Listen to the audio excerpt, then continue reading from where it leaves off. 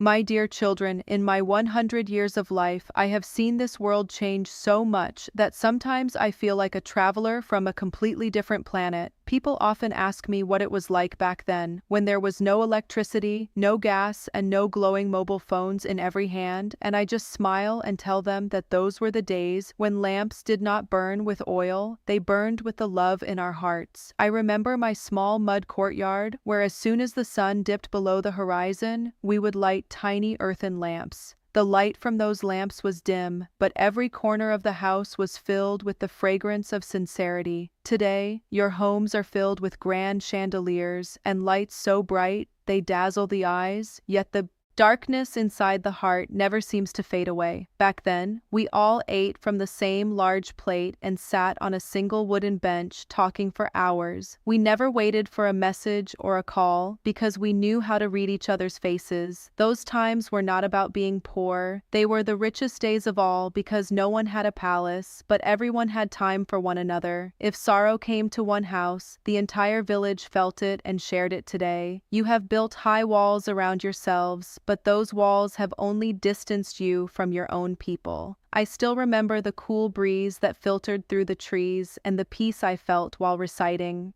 my prayers in the quiet of the night. We drank water from clay pots and found a health that your expensive filters can never give. You progress all you want, but in this race do not forget your roots, because a tree that loses its connection to the earth can never stay green. My eyes are blurry now, but those old memories are still as bright in my heart as the first lamp I lit as a child. I wish you could feel the air of that era just once, where peace was free and a person's worth was measured by their character, not their wealth. This is the essence of my century on this earth, that true light does not come from the lamps outside, it comes from the light within, and that light is only found through love and truth. I remember how the night felt different back then. It was not just a time to sleep, but a time for the soul to breathe under the open sky. We would pull our woven beds into the courtyard and lay there counting the stars until sleep claimed us. There was no hum of machines or the constant buzz of a world that never rests, only the sound of the crickets and the distant call of a night bird. My mother used to say that the stars were the eyes of the angels watching over us, and we believed her because the world felt safe and small.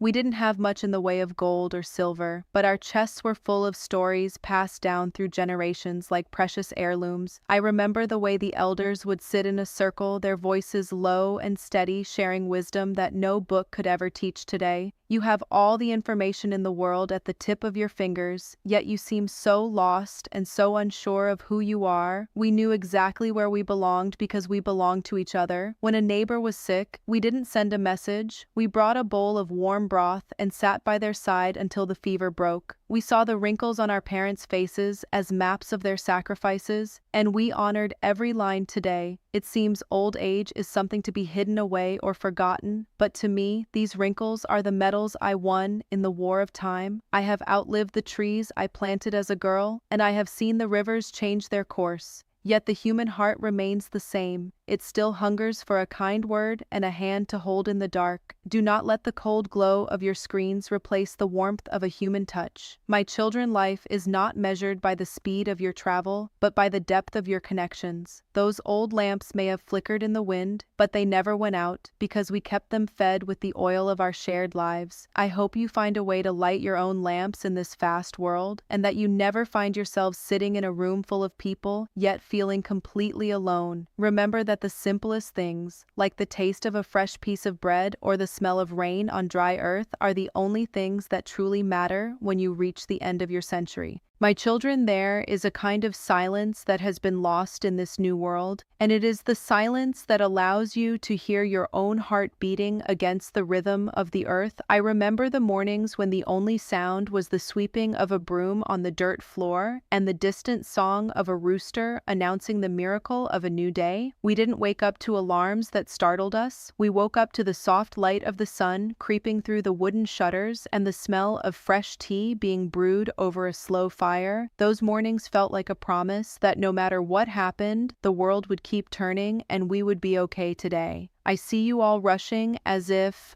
You are trying to outrun time itself, but let me tell you from the end of a century that time is a river. You cannot swim against it, you can only float with it and enjoy the view. We used to walk for miles just to see a friend, and those miles were filled with thoughts and prayers and the sight of wildflowers along the dusty path. Now you travel across the world in hours, but you arrive with a mind that is still back home or stuck in a screen. You see everything, but you feel so little. I remember the weddings that lasted for days, not because we had money to waste, but because we had love to give. The whole village would sing, and the drums would beat until the stars faded, and every person there felt like they were part of one giant soul. Now your celebrations are over in a flash, and everyone is busy taking pictures to show people they don't even know, while the moment itself slips through their fingers like sand. My hands are shaky now, and my skin is like old parchment, but when I close my eyes, I can still feel the texture of the grain we ground by hand and the warmth of the sun on my back as I worked in the fields. We were tired at the end of the day, but it was a good tiredness that brought a deep and holy sleep. I worry for you because you are tired in your souls, and that is a fatigue that no amount of sleep can cure. My advice to you is to slow down long enough to see the person standing right in front of you and to listen to the stories of those who came before you, because we are the bridges to your own history. If you don't walk across those bridges, you will find yourselves stranded on an island of your own making. Keep your lamps burning, not with the oil of ambition, but with the oil of kindness, and remember that at the end of your 100 years, the only thing that will remain is the love you gave away and the peace you made with your Creator.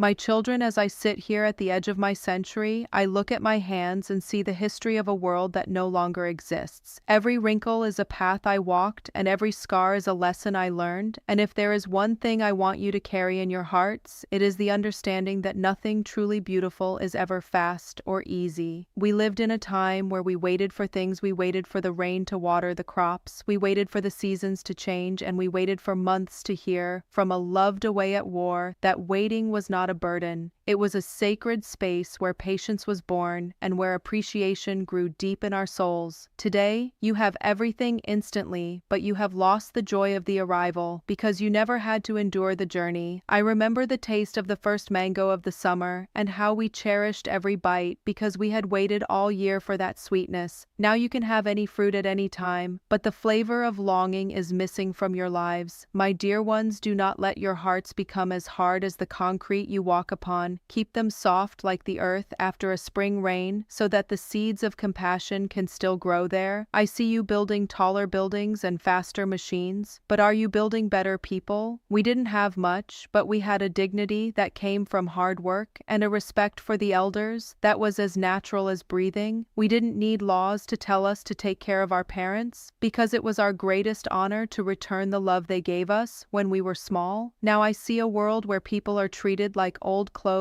to be thrown away when they are no longer useful. But remember that the sun that sets tonight is the same sun that gave life to the dawn, and every stage of life has its own light and its own purpose. My voice is growing thin like the mist on the river, but my spirit is as loud as a thunderclap when I tell you that the only thing you will take with you when you close your eyes for the last time is the peace you made within yourself and the kindness you left in the hearts of others. Your gold will stay here, your houses will crumble, and your names might be forgotten, but a single act of selfless love creates a ripple that touches the very shores of eternity. Do not be afraid of the passing of time, for it is only the peeling away of the outer shell to reveal the pearl inside. Light your lamps one last time before the night comes, and make sure the oil you use is pure and made of faith and gentle words, for that is the only light that the wind of death can never blow out.